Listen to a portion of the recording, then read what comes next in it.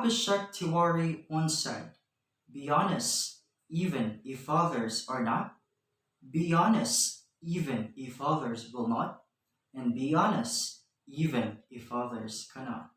For he who talks honestly walks securely."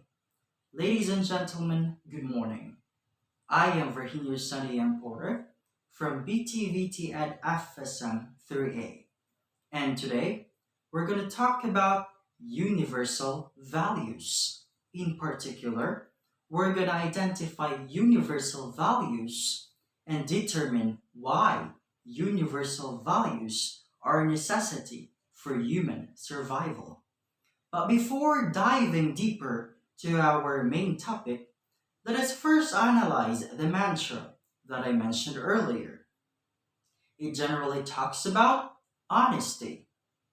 And now, allow me to ask you, is honesty or telling truth considered as a universal value? And what are the possible consequences of dishonesty? Well, honesty or telling truth is most likely to be considered as a universal value. You know why?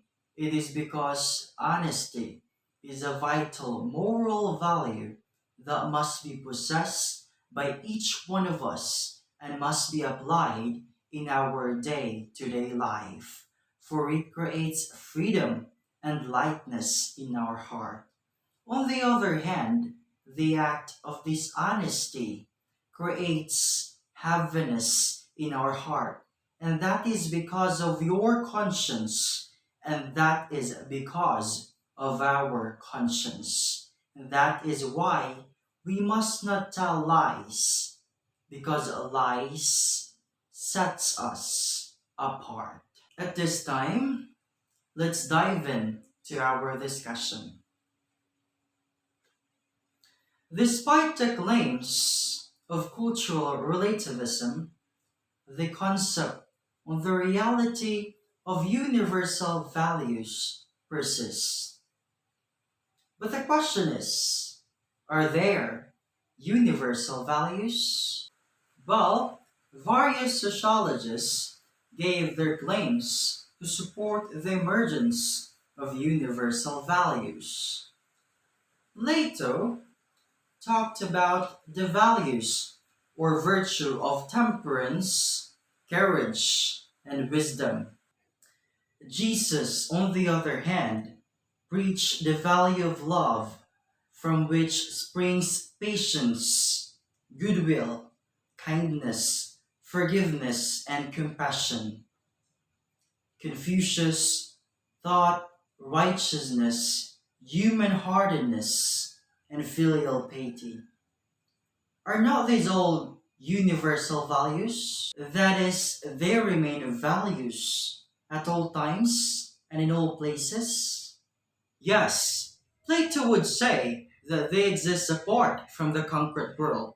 On the other hand, Aristotle would say that they exist embodied in concrete individual as common or essential characteristics. Saint Thomas agreed with them, but the universal do not exist apart from the individual. They exist as universal features, individuated, instantiated in the individual. In other words, the universals are abstracted common features from the living individual. For example, the individual characteristics of a man, or that he is a rational, sentient living body, are abstracted as characteristics common to all persons. These universal character are possessed by a man since he has the ability to perceive, feel, and understand things that surrounds him. Universals are immaterial and immutable beyond space and time or spatio-temporal conditions. In other words, of one person, they are termed as logical structures underlying the material world and making the world possible. The same thing is true with moral standards and values. The values of honesty and respect for human life are characteristics individuated in all people who respect, do not harm, injure, or kill human beings. All the standards and values of the Ten Commandments can be reduced to the value or rule of love. This is because no one can wish hatred, killing, and stealing to be universal. Values are universalized because they can only be wished to be the values for all.